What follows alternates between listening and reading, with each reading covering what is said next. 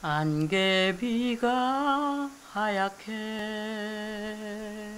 내리던 밤, 그대 사는 작은 섬으로 나를 이끌던 날부터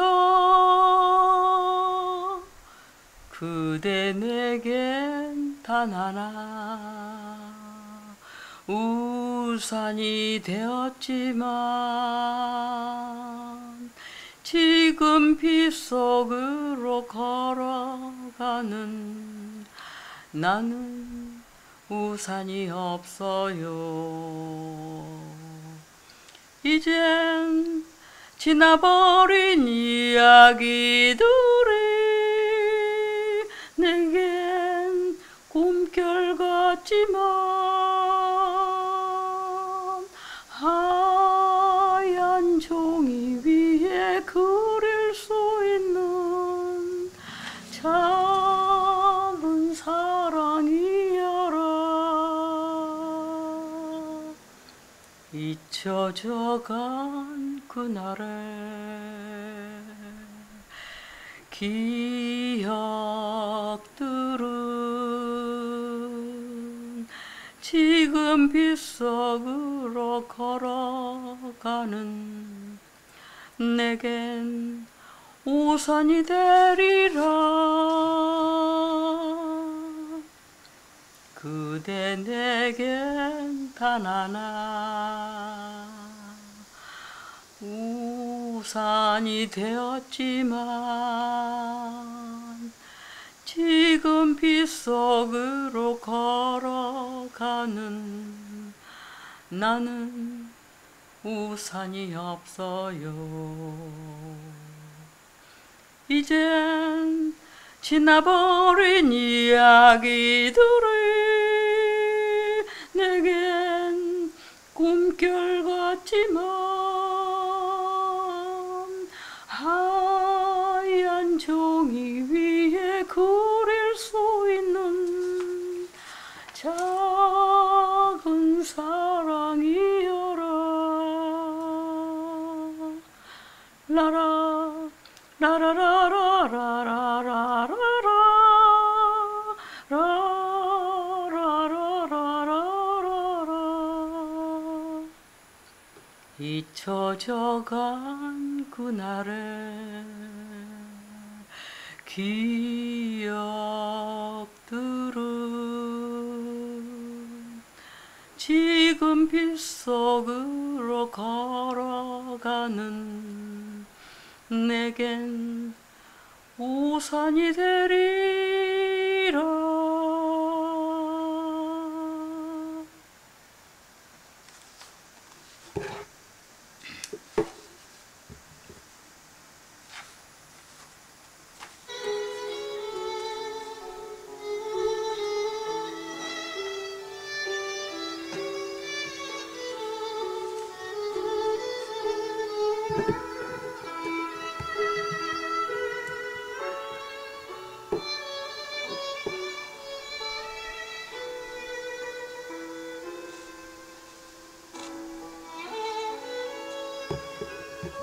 팔월의 시. 8월은 오르는 길을 멈추고 한 번쯤 돌아가는 길을 생각하게 만드는 달이다. 피는 꽃이 지는 꽃을 만나듯, 가는 파도가 오는 파도를 만나듯, 인생이란 가는 것이 또는 오는 것. 불섭의 산날이 초롱꽃이 한창인데 세상은 온통 초록으로 법석이는데, 8월은 정상에 오르기 전 한 분쯤 녹음에 지쳐 단풍이 드는 가을 산을 생각하는 달이다. 8월의 시 오세영.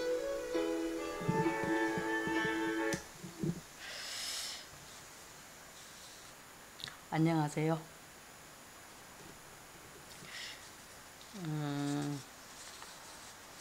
오늘은 지금 먼저 불렀던 노래는 잃어버린 우산이죠. 오주은 작사, 오주연 작곡, 아마 자매가 아닌가 싶어요, 이름이. 근데 이거는, 그리고 노래는 우순실입니다. 우순실이 그 1982년에 MBC 대학가요제에 이 노래를 가지고 나와서 수상곡이죠. 그래가지고 이 노래는요, 40대 이상 여성들이 대부분이 이렇게 좋아하는 것 같아요. 40대, 50대, 60대, 뭐 70대까지도. 이 노래는 그 촉촉한 어떤 그 감성을 자아내는 그런 곡이어가지고 굉장히 저희 친구들도 이 노래를 많이 좋아하고 그런 것 같아요. 이 노래는 참 좋아해요. 좀 부르기가 약간 까다롭긴 하지만요. 그리고 두 번째 8월의 시인은 오세영 시인이죠. 이분은 1942년 영광 출신이고 서울대 대학원에서 국문학 박사를 받았죠. 그래서 서울대 명예교수를 하고 박목월 시인의 추천으로 그 등단을 했답니다. 그래서 11번째 시집을 낼 정도로 많은 작품들을 남기고 있습니다. 오늘은 사실은 잃어버린 우산이 비가 촉촉이 내릴 때 하려고 그랬는데 오늘은 날씨가 맑으네요. 맑아졌어요. 그래서 비 한 채를 내일 모레쯤 비가 다시 온다고는 하는데 오늘은 날씨와는 좀 어울리지 않습니다. 그 다음에 이제 오늘은요, 먹민심서로 할멍의 일침 두 번째입니다.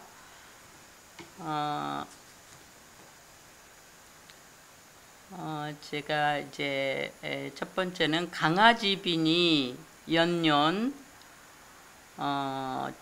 충결하여 위민거 환자는 자기 제방하여 이안 골건이라, 이런 그 먹민심서에서 나오는 말입니다. 다산 선생님의 먹민심서에서요. 그래서 이제 강과 하천 유역이 해마다 홍수 피해로 백성들의 근심거리가 되므로 제방을 만들고, 그래서 백성들을 편하게 살도록 해야 한다, 이런 내용이에요. 그래서 이 내용은 다분히 이렇게 수에서 제방을 만들어서 편하게 살게 해야 된다, 이렇게 하면서 하였습니다. 그래서 국민들이 이제 천재지변을 당하여서 생명과 재산을 많이 잃게 되잖아요. 그러면 국가는 다시는 그러한 불행을 겪지 않도록 조치를 해야 한다, 그러거죠. 반드시 해야 되는 것이죠. 아주 중요한 일입니다, 그거는. 근데 이제 우리가 지난 8일부터 9일이죠. 8일부터 9일까지 이틀간 수도권, 특히 강남 일대에 쏟아지는 집중폭우로 인해서 사망이 13명, 실종 6명, 주택 피해가 뭐 약 750여 채 정도 침수에 됐고, 자동차도 한 5천여 대 정도가 침수되고 그랬다는 그런 그 보도가 나왔습니다.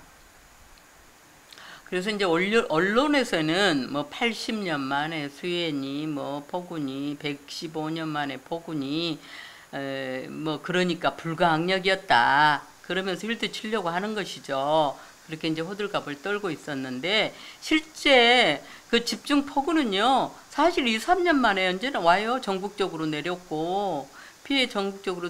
그리고 이제 강남도 물난리는 예외 없이 2, 3년 만에 한 번씩 혼나고 그렇게 했습니다. 무슨 115년 만에 와요. 더구나 지금 온난화 때문에 기후위기가 오고 예측 불허 하잖아요. 예측 불허로 재해가 오기 때문에 홍수나 가뭄 대책에 미리 최우선적으로 그 최우선 정책 기조를 세워야 됩니다. 그래서 이제 미리미리 대비해야 되는 것이죠. 무슨 오랜만에 와요. 자주 올 수 있고 자주 가뭄과 아주 홍수, 폭우와 폭설과 그런 자연재해가 예고 없이 뭐 그 불규칙적으로 오잖아요. 그건 언제든지 그거를 준비를 해야 되는 일이죠. 고대로부터서 그 나라의 수방 치수는 통치자의 그야말로 최우선적으로 중점을 둬야 하는 문제였습니다. 우리가 옛날부터 뭐 4대강 그 발상지, 문명의 발상지부터서도 언제나 제일 먼저 해야 되는 것이 수방 치수예요. 치수 문제. 특히 우리나라는 삼면이 삼면이 바다잖아요. 그 다음에 반도국가, 삼면이 바다인 반도국가이기 때문에, 그리고 면적이 이제 작은 이런 나라에서는 국토 이용객이 전반에 있어서 아주 지속 가능하고 거시적인 미래 비전을 세워서 그야말로 도시 배치라든지 또 주택의 설계라든지 또 수로의 관계시설이라든지 그런 것들을 충분히 숙고를 해서 법제화하고 해야 됩니다. 계획을. 그런데 지금까지 우리가 뭐랄까요, 산업화, 아주 촉성적인 산업화 과정을 거치면서 말하자면 날림이라 그럴까요? 그런 식으로 많이 막 이렇게 산업화가 이루어지다 보니까 이제 미래 비전을 가지고 완전 무결하게 체계적으로 하는 것이 미흡했죠. 그래서 이런 자연재해가 오면은 굉장히 어떤 재해를 입고 그런 문제가 많이 있습니다. 그래서 도시계획법이라든지 주택법이라든지 건축법을 일관성 있게 규정을 해야 하고요. 그 다음에 그에 따라서 공공건물과 개인의 신축과 도로를 엄격히 규제를 해서 그 다음에 건설을 해야 함에도 불구하고 보통은 지금까지는 물론 최소한의 건축법은 지키지만 내 땅이니까 대체로 그냥 최소한의 건축법에 맞춰서만 짓고, 때로는 편법이라든지 때로는 불법 건축물이 난립하는 경우도 많이 있었죠. 그래서 그것을 이제 나중에 양성화 시켜주거나 또는 눈 감고 덮어주는 사례도 있고 하는 것이 사실은 우리나라의 행정의 난맥상임을 이기 때문에 이것 역시 수혜와 전혀 무관한 것은 아니다, 이렇게 진단을 해보고 싶습니다. 이제 대통령은 우리 다산 선생님이 이제 얘기하시는 것처럼 대통령은 집권한 순간부터 국민의 생명과 안전을 책임져야 합니다. 그러라고 20억이 넘는 연봉을 주고 엄청난 특혜를 주는 거 아닙니까? 대접만 받고 상전 노릇하라고 우리 국민들이 뽑아 놓은 거 아니잖아요. 그래서 국민의 생명과 복지를 위해서, 그러기 때문에 국민의 생명과 복지를 위해서 밤낮으로 이렇게 유사시에 긴급하게 대처를 하라고 하기 위해서 출퇴근 구분 없이 하기 위해서, 그리고 노심초사 언제나 국민을 위해서 하라고 하기 위해서 관저도 주고 그런 모든 편의를 제공을 하는 것이죠. 그래서 국민의 상황을 확인하고 또한 SNS를 통해서 그 총사령관으로서 진두지휘하라고 책무를 주는 것입니다. 그래서 이제 그래서 사회 안전망을 이제 SNS를 통해서 사회 안전망을 총지휘한 역량도 그러는데도 그런 역량도 없거나 만약에 나라와 국민을 지키고 헌신해야 할 마음의 준비 없이는 어떻게 상전의 대우만 또 아니면 권력의 담물만 받으러 나오면 그거는 말이 안 되는 거죠. 그건 아니다 그 말이죠. 가난했기에 지하방에서 살아야 했고 또 지하방에서 살아야 하는 이유 때문에 이렇게 죽어야 하는 사람들에게 왜 피하지 못했느냐는 엉뚱한 황당한 얘기라 하는 상황 판단과 공감 능력이 없는 그런 차디찬 가슴의 대통령과 시장의 모습에서 우리는 그 무엇을 기대할 수 있을까 참담한 느낌이 들었습니다. 그 다음에 두 번째 염자 목지 본무이며 만선지원이며 제덕지근이니 불려미능 목자는 미지유이 아니라 이렇게 먹민심서에서는 나왔습니다. 이것은 청렴은 이제 현대로 말하자면 대통령, 그 다음에 영수의 기본 책무로 모든 선의 근원이요 모든 덕의 근원이니 청렴하지 아니하고는 최고 영수 노릇을 하게 할 수 없다 이런 말입니다. 그러니까 여기서 청렴이 아주 가장 모든 선의 근원이고 모든 덕의 근원이라고 그랬어요. 보수 언론에 의해서 정부가 국유재산을 민영화한다 이렇게 나왔습니다. 그리고 16조 원의 예산을 확보하기 위해서 국유재산을 민영한다는 정보를 흘리고 있습니다. 그러면서 내용은 성남시의 상가와 무슨 시흥에 있는 상가 외에 이 상가 등 9개의 상가와 건물을 매각한다는 것입니다.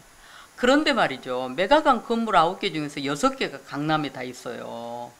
그런데 강남이란 말은 빵끝도 하지 않고 무슨 성남이니 시흥이니 말하면 이런 거 속임수 말이죠. 왜 그렇게 속임수가 많은지 모르겠어요. 최근에 이 정부 들어와서 그렇게 거짓말과 속임수가 이렇게 난무한지 모르겠어요. 언론마저도 그런 거죠. 지금 왜 거기 강남에 있는 6개가 훨씬 많은데 2개만 딱 말합니까? 그냥 그런 것만도 정말 우리는 용납이 안 되는 것 같아요. 속임수 쓰고 거짓말하고 아주 교활하게 하는 것, 그런 것들은. 더군다나 정치 최고 지도자, 우리 지도급에 있는 그런 모든 언론이라든지 정치 모든 모범을 보여야 할 곳에서 이렇게 속임수나 쓰고 그러면 되겠어요? 그 속임수와 발상이 참 정말로 공교로운 거죠. 자, 국유재산을 팔 정도로 다급했으면 왜 기존에 기왕에 있었던 법인세를 깎아줍니까? 15조 원의 법인세를 왜 깎아줍니까? 15조 원 깎아주고 또 돈이 없어서 국유재산을 팔아요. 더구나 우리나라 부채 비율은 선진국들에 비해서 양호한 편입니다. 재정 건전성이 괜찮은 편입니다. 부채 비율 49%잖아요. 다른 데는 120%, 뭐 일본도 아주 전부 80%, 100%, 120% 막 이렇게 돼요. 선진국들이. 그러니까 우리나라 살림살이를 규모 있게 잘 하기만 한다면 괜찮습니다. 잘 해나갈 수가 있어요. 규모 있게 잘 해나가면 말이죠. 국유재산은 그 소유가 대한민국의 재산이죠. 그럼 다시 말해서 대한민국 재산이라는 게 뭐 말이에요? 대한민국 국민의 공유재산이라는 얘기예요. 전체 국민의 공유재산이죠. 그럼 매각하고자 한다면 국민의 동의를 받아야 되는 거 아니에요? 국민의 동의를 뭐 최소한 그러면은 국민의 대의기관인 국회에다가 동의를 얻어야 되는 거죠. 그런데 5년 계약해갖고 들어온 사람 마음대로 팔고 마음대로 그래요. 자, 한번 예를 들어봅시다. 이 5년을 계약을 해가지고 들어온 임차인이 소유자 주인을 무시하고 임차 주택을 팔아버린 것과 뭐가 다를까요? 5년 계약해서 들어갔어요. 그 임차를 얻어가지고. 그런데 주인 것을 다른 주인의 소유자 것을 팔아버린단 말이에요. 자기의 임의로. 그럼 어떤 사람이 되는 거죠? 만일 공기업이나 국유재산을 대통령 독단으로 팔아 넘긴다면 5년마다 바뀔 거 아닙니까? 대통령이. 5년마다 바뀌는 대통령이 다 팔아 넘긴다고 가정을 해봐요. 그럼 뭐가 남겠어요? 재산, 국유재산이나 공기업 같은 것이. 그거 감당할 수 있을까요? 나중엔 결국 대한민국 땅덩어리도 판다는 말 나지 않겠어요? 자유자재로 만약에 팔아버린다면? 생각만 해도 끔찍한 일입니다. 대통령은 왜, 무엇 때문에 공기업이나 국유재산을 팔려고 할까요? 혹시 측근을 위해서, 친한 재벌들을 위해서 될 만한 기업, 돈 되는 상가를 팔아 넘기면은 혹시 자기에게도 뭐 콩고물이나 아니면 대들보라도 뭐 떨어지는 게 있을까요? 왜 그럴까요?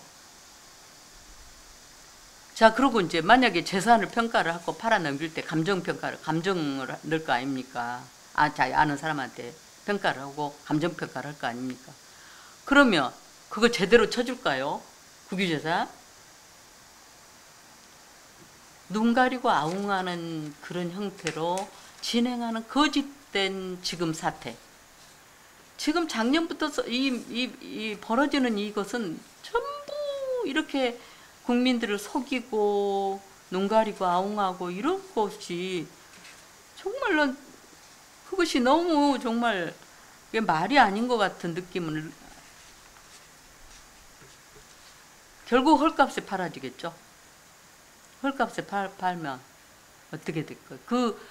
그리고요, 사람은요, 한 일을 보면 열 개를 볼 수 있다 그랬어요.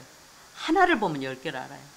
하나는 지나온 일을 보면 앞일을 알 수가 있고, 지나온 일을 보면 오늘을 알 수 있고, 내일을 알 수가 있어요. 듣기 좋게 민영화이지, 재벌 배부르게 해주는 거 아니에요? 누가 민영화 해가지고 다 분배해 줍니까? 국민한테? 아니잖아요.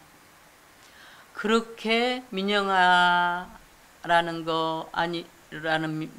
이유로 명분으로 재벌 배부르게 해주고 이렇게 했을 때 결국은 국유재산 팔고 공기업을 이렇게 매각하고 이렇게 할 때 국부는 허약해집니다.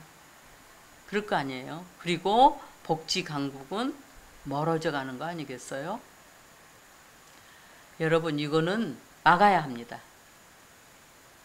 깨어나셔야 합니다, 여러분. 그리고 진심으로 이거는 마음을 막아야 하는 것에 동참하고 힘을 합해야 됩니다. 호소합니다. 그 다음에 세 번째, 금군호총하고 부관횡재하여 종종 빙자는 개가 금연이라. 현재 영수, 그러니까 대통령의 제일 수령의 총애를 믿고 부관이 여러 가지 구실을 만들어 국민에게 권리남용과 행포로서 괴롭히는 일은 결코 용납해서는 안 된다 그럽니다. 다산 선생이 그렇게 말씀을 하셨습니다. 지난 70여 년간 검찰권 남용으로 인해 무수한 생명과 인권이 박탈당했습니다. 그리하여 1010만 건 끝에 수사권 조정 법안을 통과시켰죠. 그래서 검찰의 무소불위의 권력을 제한하여 부패범죄와 경제범죄 등으로 이제 나왔고, 국회의장은 박병석은 못을 박았습니다. 의사봉을 칠 때 부패범죄와 경제범죄만 취급한다 그러면서 의사봉을 쳤습니다. 그런데 사람들이 법기술자라 그러죠.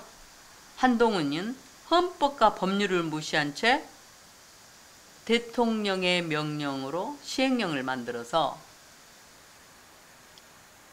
경찰국을 행정안전국으로 직속으로 만들어 버렸습니다. 그래가지고 행정안전부 장관이 인사권, 경찰의 인사권과 징계권과 지시권 다 가지고 있어요. 그러면 뭡니까? 경찰권은 완전히 무력화되는 것이죠. 무력화되고 그 자신들에게 복속시켜 놓은 거죠. 그러니 이것만 해서도 굳이 이 시행령으로 자기네들이 맘대로 하지 않았어도 이거 경찰을 자기 복속을 시켰으니 이제 경찰과 검찰을 다 총 감독, 지시감독 다 할 수 있도록 돼 있잖아요. 그런데 그럼에도 불구하고 그것도 모자라서 공론화 한 번도 없이 국민에게, 아니 국민의 대의기관인 국회의 동의도 받지 않고 지들 마음대로 그 기관의 권한 이전이 되어버렸죠. 경찰국을. 그 사실상 검경도 수사권 분리도 유명무실해졌습니다. 왜냐하면 시행령으로 그 전부 할 수 있도록 만들어버렸어요. 한동훈이 이번에 만들었잖아요.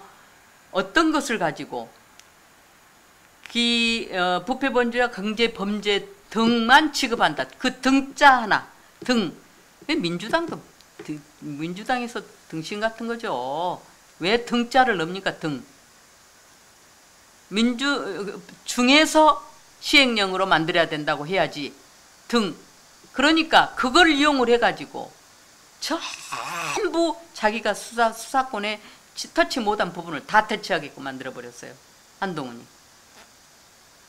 이렇게 만들었습니다. 이거는 그야말로 그 대통령과 법무자가 마음대로 법 기술만 활용하면은 토시 하나만 가지고도 하나의 법도 어떠한 법도 법률도 무력화시킬 수 있게 할 수 있습니다. 그렇게 해버렸습니다. 행정권의 초법적 전행이죠. 행정권이 하나로서 모든 것을 초법적으로 전행하는 것이죠. 국내뿐만 아니라 국외까지 전부 아프가니스탄 같은데, 우크라이나 같은데, 그런데 토건산업이라든지 그런 많은 토건산업들이 측근의 수의계약과 비공개로 이루어지고 있고요. 그 다음에 국민의 방역이나 재해는 알아서 국민들 알아서 각자 도생하라고 그러고, 또 돈 없으면 국유재산을 마음대로 팔아버리고, 또 헌법이나 법률 필요 없이 하위법 시행령만 가지고 헌법이나 상위법이나 헌법이나 법률 필요 없이 시행령만 가지고 대통령이 만들고 거침없이 나라를 끌어나간다면 대한민국이란 배는 과연 어디로 어떻게 흘러갈까요? 우리가 그렇게 생각을 해볼 수가 있지요. 그래서 옛 할머니 말씀이 이런 말 해줬던 것이 생각이 납니다. 도둑놈에게 곡간 열쇠를 맡겼더니 곡식은 고사하고 곡간까지 떼어갔더라. 구독, 좋아요 감사합니다.